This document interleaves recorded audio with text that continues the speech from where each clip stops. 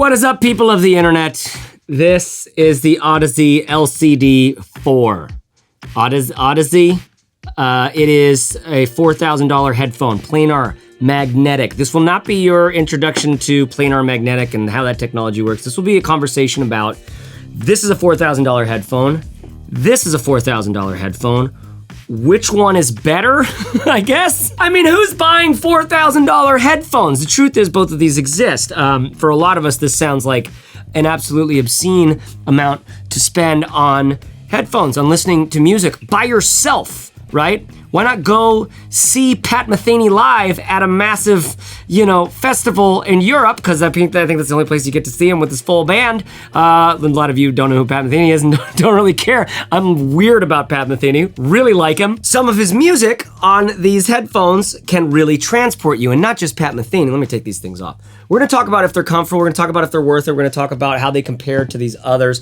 If you haven't watched my previous review of these Focal Utopias, I highly recommend it if you're interested in learning a little more in depth around how we can have a philosophy almost of headphones, of listening to music, right? Because here's the deal. Here's what can happen, okay? What can happen is you can very well get lost in songs that you maybe, an experience that you might not have ever really had before. When you're listening to music on really great headphones, and even on bad headphones, you notice that like even just a shitty, like my friends who go backpacking, and they go backpacking like 6 days in, 6 days out or something like that. They have a tiny little Bluetooth speaker, but it can last for an hour a night, if they get like an hour of music a night. And that tiny little speaker, you listen to something you love after backpacking and hiking for like 10 miles, and then like setting up camp and stuff like that, and then you get your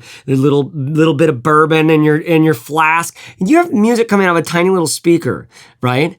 And yet, I guarantee you've never heard anything that sounds quite so interesting and good. Do you know what I mean? Ironically, it's the same thing that like my buddy says, we bring I'll bring a candy bar, like little Snickers bites or something like that, and I only get like one a night. And those things taste like, by and large, the best. I come back to town, I have the same thing, it doesn't nearly taste as good. So music is this thing that, how do you like that hand movement? So music is this thing you can get lost in, it's this thing that's almost spiritual in a sense. You can it's emotional. It's almost like you're freebasing a little more of your emotional stuff, and more than that, it just sounds good, right? And so not all music experiences are actually created equal. Which isn't to say that you can't have a great music experience on cheap things. Like here is my ATX, my AudioTechnica M50x's, okay? These things are 150 bucks. I compared both of these very often with these, which are kind of like my reference monitor. They're my reference monitor precisely because they're $150, right? It's a somewhat accessible price point for us. So are these literally $3,800 better than these? We'll be talking about that throughout. But what's interesting about this conundrum for me is I have two $4,000 headphones, okay? And I've been putting them back and forth for lots of hours at this point. And basically, I don't think I could ever get tired of like comparing and contrasting and hearing how things get different. So I just gotta stop and tell you what I've learned so far. Now, I did the review of the Focal Utopias. I'll put a link to that in the description below. Highly recommend that one if you care about these, if you're interested in this kind of conversation. Let's talk for a moment about these LCD4s.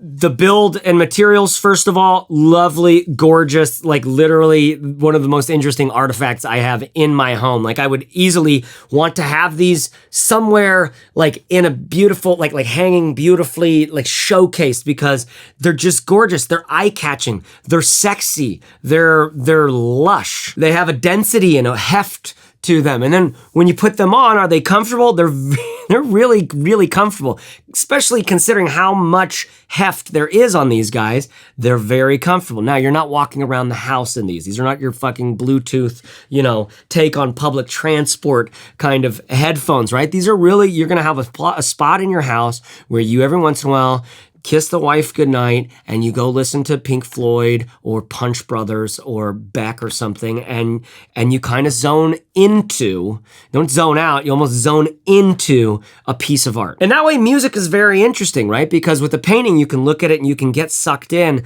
with performance and all sorts of stuff. Like there's obviously amazing experiences, but this is the experience that you can have by yourself anytime, like as long as you have the right gear. There's something about it. There's something interesting. And yet at the same time, well, hold on. I'll tell you about that in a second. So just the basics on this. Can you sit for hours with these on? Totally. They definitely have a heft. Like you want to get in a good posture. So, your spine you're not leaning too far forward because you're adding more weight to an already heavy head on your neck. But very plush, very cushioned, lovely. This is unbelievable. This is really soft. No sticking points or hard points up here. The cable's great. I love this cable. It is like a braided something compared to the focal cable, which I hate, which is just big fucking like plastic vinyl, silicone, whatever it's made of, hard, like thick rubber, and it's huge. Which is nice because you might want to you might need some distance between you and your setup. But I much prefer this. It's minimal. It feels tougher. It feels nice. It's less in the way. Okay, so now that we've covered some of the bullshit, because did you really think a $3,000 headphone isn't going to be comfortable, isn't going to be made from great materials? So what I want to do is I want to talk about what it's been like to listen to some of my favorite songs, some songs I've never heard before that are recorded really well. There's a lot of songs that go along the audiophile world where we're all kind of passing them around going like, hey, what are you listening to on this, that, what do you use to test your sound, like how your stuff sounds? And I've got my tracks and everybody has their own. And so, your mileage may vary, but I'm going to tell you what my experience of listening between these two has been. Okay, what I was just listening to before I pressed record, I just wanted to get into the zone again. Punch Brothers just came out with a new album called All Aboard. And that first track there, the title track, or All Ashore, is unbelievable. I really love that song. I'm listening to it a lot right now.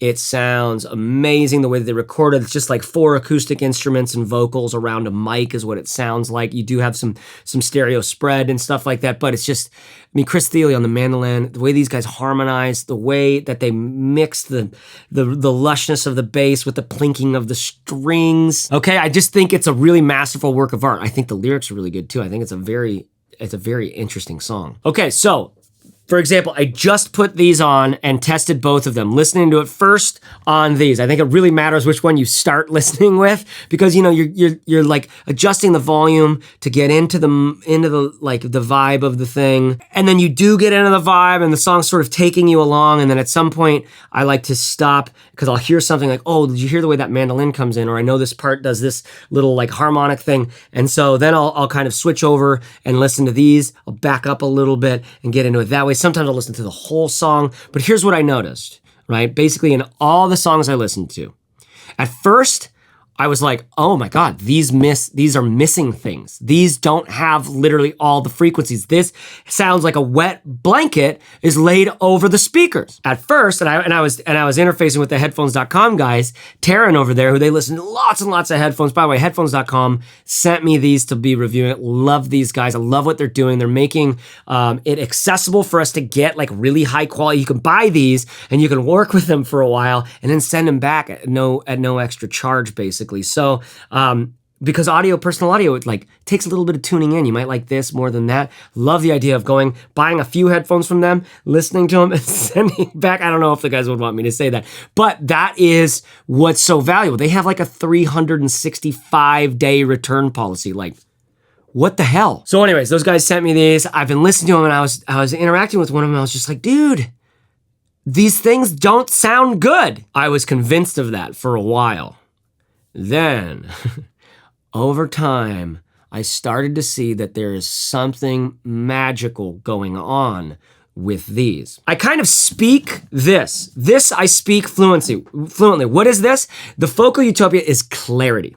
It is balanced clarity, right? What is rich in the song feels rich on the headphones. It feels like a great, clear, balanced thing.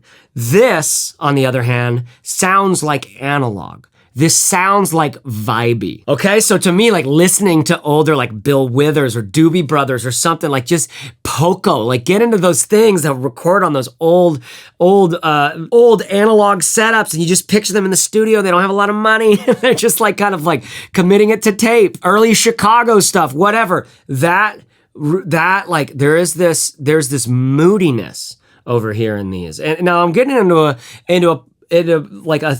place of talking about music and talking about frequency and sound that I'm a little uncomfortable talking about, because frankly, there's just stuff like this has more clarity and crunch, not distorted, totally clear and like undistorted, but it has more crunch, has more grit, the sound of the pick on the strings. Over here, you get that, it's a little more muffled. It's a little more, almost like a little more floating in a viscous, like liquid. Did I just say that? Yes. So like, listen, if this is clear like water, right? This is a little more thick, like blood. I showed these to my buddy Jay, who is just as into audio as I am, and even more so, has been spending more money on it for a longer time than I have. But he was like, dude, I'm such a clarity head. He was admitting he was, and I have to admit that I kind of am too. But after spending long hours with these, I was like, dude, can you hear what they're doing? And he didn't really get much time with them. But these have really, it's gonna be hard to let these go. Okay, let me talk about one of the tracks I listened to. So one that I really studied was Julep by the Punch Brothers, okay? This was before they came out their new album. I listened on these for a while, then I went and listened on these. This was like softer and more like a, These, you could totally get the song and it starts sounding really good. You get into it. It takes a little while to get used to it after you've been in here, because there's more space here. There's more, it's more of a like it's almost, I almost want to say it's like more like extra sensory. You know, I don't know if we know how sensitive the ears really are. When I did ayahuasca in the jungle, I definitely was noticing the sounds of the jungle take on this entirely different experience when maybe you've done LSD or psilocybin or something like that, and you've experienced what sound is like in that space where you're kind of in a psychosomatic liminal in between. And so I'm not against the idea that even stone cold sober, like there's something that those who, if you have a lot of sensitivity orally, that you just get more. You get more data. That said, these still, these by and large, I was getting everything I needed out of the song. It was still gorgeous. I could still get into the fucking sadness of this track. It is just rich with sadness. Then I came over to here, and here's the deal. Like, to me, in like the 2 to 5K frequencies, it's just a little excited there, is what it sounds like. Coming from this, it sounds like it's excited. If you go from this to this, it sounds like this is lacking those frequencies.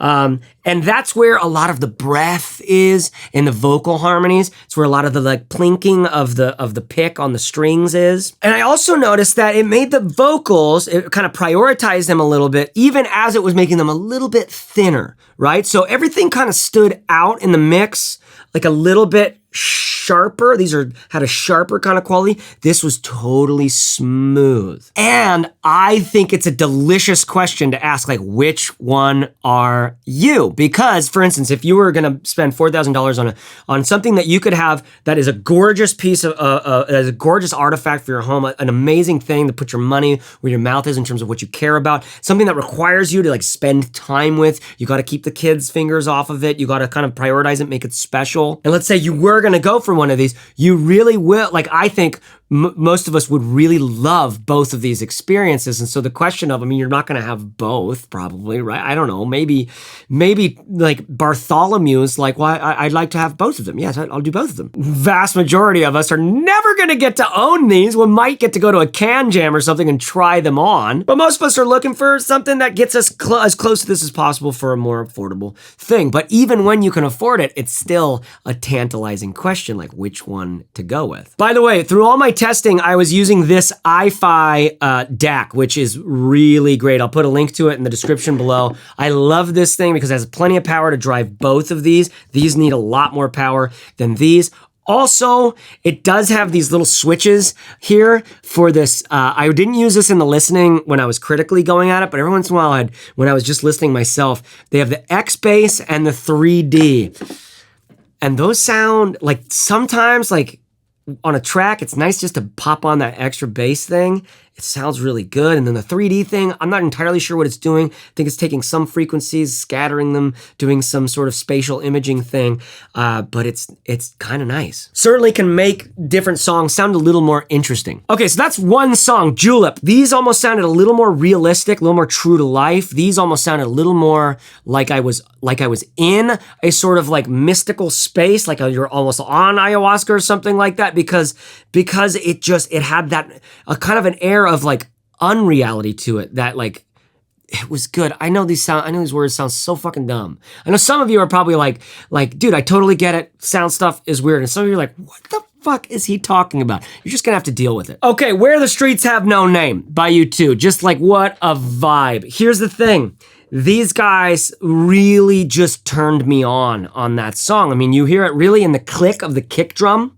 There's a click on the kick drum. You hear the guitar like 5 minutes in, it comes in with that one of these iconic little bits, and it just really shines more snarl or crunch and vibrancy kind of. I actually watched this video of the guitar tech. The guy's been the guitar tech for not Bono, but The Edge, like for I don't know how many years, for lots of tours, right? And he calls it jangle, right? More jangle in these. The LCD sounds so good too. I turn it, you gotta get it loud, and it's warmer and softer. And so you're like in this, it's a little more liminal, a little less in your face, and a little more just like, I don't know, you're floating more. Either one of these are gonna give you basically the best listening experience of your life, listening to that song, right? So I'm really fine tuning it here, but when you have both of these and you're going back and forth and you're like, what is the difference? You will clearly notice that difference.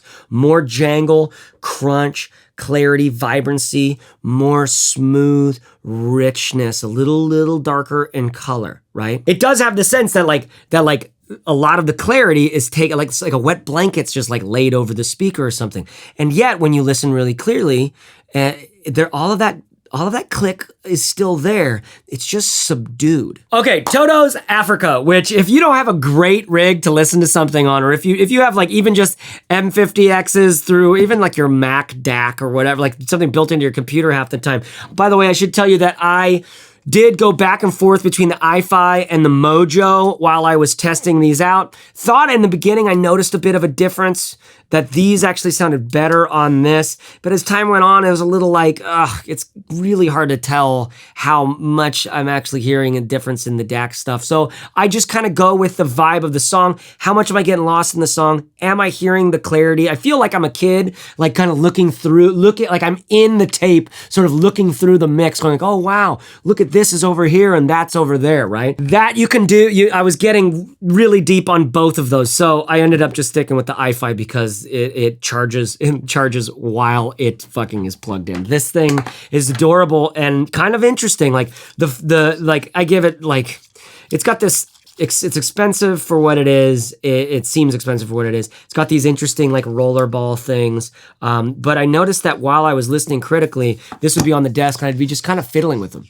Just sort of fiddling with them. You push them to get the volume up and down, but you just sort of fiddle with them. It was kind of nice. But this has, I think, probably discreetly, for the reasons of like discrete electronics, you have to plug it in separately to charge it and then plug it in with a different cable to actually run it from your computer. And so to me, that's just a little like, what the fuck, man? Okay, Toto's Africa. This song, I had never listened to critically on good headphones before or good anything before, and man, this thing is a delight. Not only does it have the iconic sort of cred that it has, it's like a karaoke fantasy, even though it's a bit too long to be a real good karaoke song. And too high for most of us. Not for me, I have a pretty high voice, I can get there. But the point is, it's got this great vibe. Then you're listening to it critically and you're hearing in the very beginning, like one of the like percussion guys like laughs. You just hear this like giggle in the beginning of the song. And you're listening to that percussion, all this stuff going on, this lush, really a fucking delight to listen to. Cannot recommend it higher. Both of these, I mean, I'm not even gonna say which one's better or whatever. It's just like, go listen to that song. Okay, one of my favorites to listen to, my wife and I, we went through a hellish experience where we lost a child in full-term labor. My son, Rowan, never got to come home with us, right? It just blew us up for like, we're still sort of torn from it. And at the time, Bon Iver's self-titled Bon Iver album, whatever you want to call him, had just come out. And I was just, to me, the feeling of my sadness and grief, I felt like it somehow fit into that album. And that first song, Perth, I just listened to it so many times because I was putting it on and you know, you hear the first song of an album so many times more than the last song if you're not, at least I do. And so I just love that song. I love that vibe. I have no fucking idea how this guy writes this music, but it is so spiritual feeling to me. It's got this guitar that sounds gorgeous. I've been a guitar player for forever. I love that tone so much. It's the tone that I've been using on my Fender Silverface Twin Deluxe for a while. It has this grit, but it's bassy. It's like, it's so good. And so it comes in and it's good. I'm listening on this, right? So I listened to the whole song through on this. The guitar sounds great. I'm turning it up. I'm getting into it. It has this crunch. It's solid. And the vocals come in. They sound good. Somewhat. It's like, I'm like, I think there might be a little more breath in these. The snare comes in with this roll, da da da da da da da da da da da da, right? And I'm like, I know there's gonna be more of that, more sparkle, more jangle in these than I'm getting right now. Then the whole band kicks in on that song and it's like, and it sounds great. It sounds really good. I'm still on these. It's so good. The vocals, as I'm listening, the vocals sound a little bit, like obviously they're not pushed up in the front of the mix, but they sound a little dull. They have a little dullness to them, less breathy, right? It's not unpleasant. It's clearly doing something very good. These headphones are clearly reproducing the sound here really well and adding something to it, or taking something away, taking one of the barriers away to this song. And then I do the same song from beginning to end on the Utopia, and within the first moments, I'm like, oh yes, right? It just, yes. This is what I imagine this song sounding like. And I'm like strapping in and I'm just going with the song because it just moves me so much. You can hear the room reverb sound on the kick drum, right? Which I'd never really noticed before. That sticks out and it makes the whole thing feel spatial to me, a little more spatial, and there's just more bite, more crunch, more shimmer in it. And yet it still has all the balls of the low end, all of the clarity in those low mids. I think that's, by the way, what good headphones really do. I mean, they do everything, but one of the things that I think is the most striking to me is when those low mids are really executed well and they come through clearly and they have that detail and richness. Then I do the same thing again with the M50Xs, okay, and like, really, the full bound sounds good. The whole thing has a little more of it's edged a little towards this muddier bass, but it still has like all this loveliness going on in there. But definitely the intro, you can really sense in the intro that there's less space. It's almost more flattened. It's more like a piece of paper. It's almost like, you know how like back in the day you could go to the theater and there's real actors there. You could be in real life and watch mom and dad actually have a fight. That's one thing. You can go to the theater and watch actors be a mom and dad and have this fight with this language. And then you could be at like, I don't know if it was like Kabuki or I think Kabuki was actual actors, but you have like the box and there's like puppets or just like flat little things cut out that are like doing the story. Now the story's all there and the kids are looking at this through this little box with the curtain on and the kids are like, what? For me, listening to music, like the story is just like, what, right? So these might be closer to like just the paper thing, but these stories, the myths that it's telling are like life to us. Now, it might be a bit of a stretch to think that like that 2D paper printed on a popsicle stick can get really what matters in the sound through, or in the story through to the audience, but that's sort of what I'm saying is like, no, you'd get all the things that matter in that story, a little less expressive, a little less 3D, but you still get all the things that matter. Okay, Dave Matthews just came out with the new album. Now, I'm not a huge Dave Matthews fan. I'm a huge Carter Beauford fan. I think that drummer is fucking, oh, love him. And I actually have become, I'll tell you why I've become a Dave Matthews fan recently, but this new track, Oh Joy Begin, or Samurai Cop, like what the hell? Why would you name this song Samurai Cop and then in parentheses, Oh Joy Begin? So I first of all listened to it on these guys, and it's almost like you could hear some of the room sound more on I think it was the drums. There was a more roominess, a more spatial quality to it, just like the way that the sound was, whether they were adding the reverb in post or whether it was recorded in the studio, there was a roominess to it that felt like really realistic. The kick drum had more of a thud than like a punch, right? There was more of that like 80 hertz than like the 220 hertz, right? It was this real deep thudding sort of thing. So it actually had less presence in the mix. It was still good. It was still great. And one of the things I did notice is on his voice, there was one frequency.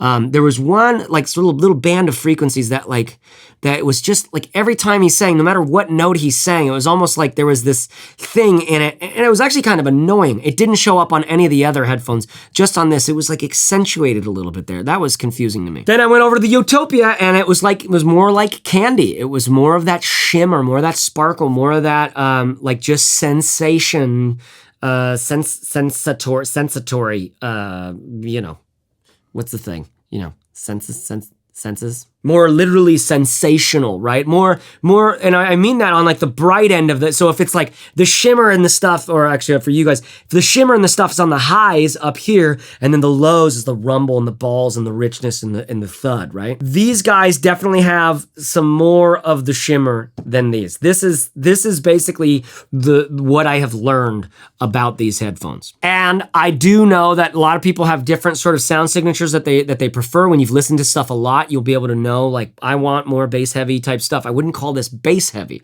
I'd call it less shimmery. What's great is the bass here on both of these. We're talking about some of basically the best headphones you could possibly use. So all the bass has this rich, not rich, like it's easy to do rich bass, right? It's hard to do clear bass. It's hard to do detailed and nuanced and subtle bass. And that's one of the things that makes this experience so good, because I love bass. We all do. Just because you listen to Dre's doesn't mean that you like bass more than me. We all like bass. It's a function of, is it cutting out and removing other things from the mix? Is it being produced by a driver or a speaker or something that can't do both the like a loud or thick bass and clarity within that bass and all of the shimmery high stuff, as well as all that mid-range stuff? So to me, on these headphones, it's utterly gorgeous. It's gorgeous to listen to both of these. I personally prefer the focals. Highly recommend getting your hands on some of these to do a lot of, I mean, it's obviously even at a can jam or something like that, it's gonna be loud. These things both require so much of like you really wanna get into all the intricacies of the sound. You want it to be as quiet as possible around you. So these basically is what I would say. These are smoother than the Utopia, because I feel like that gives that really, like, that makes it sense that you're not really missing anything. You're getting something different. You're getting things from both of these. These are smoother than the Utopia. I wouldn't even necessarily call them darker. They're a little darker in that, like, they don't feel quite as bright. But I would just like that term for them. That in my listening experience, and I'm not an audio expert here, in my listening experience, going with like these feel smoother than the Utopia. And for my own personal listening taste, I personally like the breath, the pluck of the guitar, the rattle of the snare, the punch of the kick drum a little bit more over here than I do over here, and that's my prerogative. Okay, and one more thing I just wanted to mention. Listen, if you haven't seen Dave Matthews, this is what I meant to mention earlier. If you haven't seen Dave Matthews' Tiny Desk concert that he just did, it's just him and a guitar.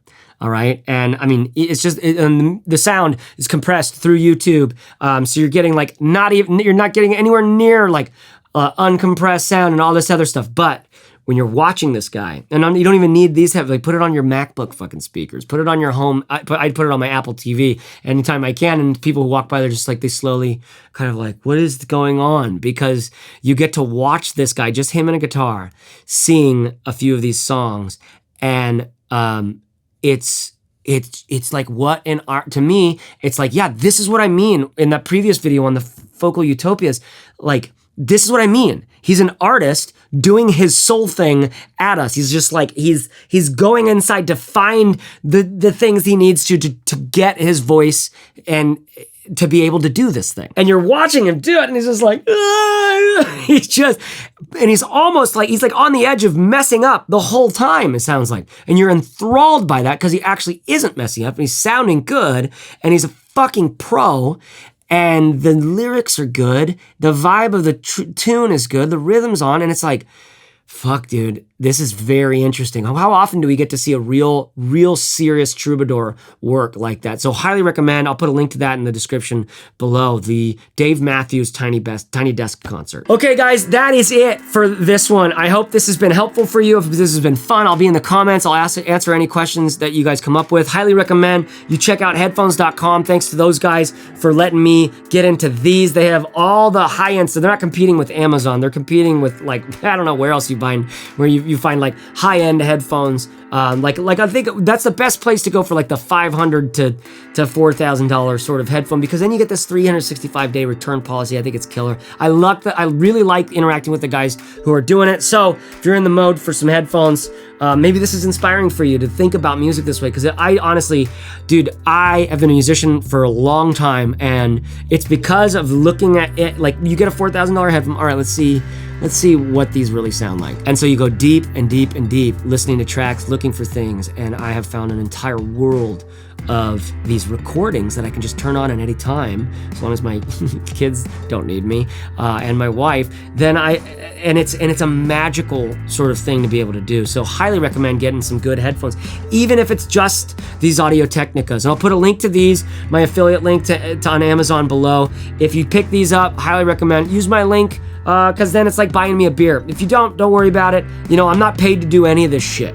This is my honest take. I think it's really important what we spend money on. And I love the idea of spending money on a really worthwhile shit. This is a lot of money. I mean, you could go hike the Camino in fucking Spain and Portugal for this kind of money, right? That's another kind of experience. You can't really plug it in and get into it every single evening, though. I've been Chase Reeves. I get into things that are worth buying. I've focused a lot on bags up to now. I'm gonna be getting into men's apparel and some shoes and all sorts of stuff that it's like, how do we live a considered life? How do we do like a thoughtful, considered life in the world of plastic and like a literal island of plastic in the ocean? How do we do this? Thank you for watching. Subscribe if you're into it. Love you, bye-bye. Bagworks.co, chasereeves.net. Those are the websites. I guess those are the websites. Yeah, he's wanting us to, I guess, go check out what he's up to or something like that. Yeah, looks nice.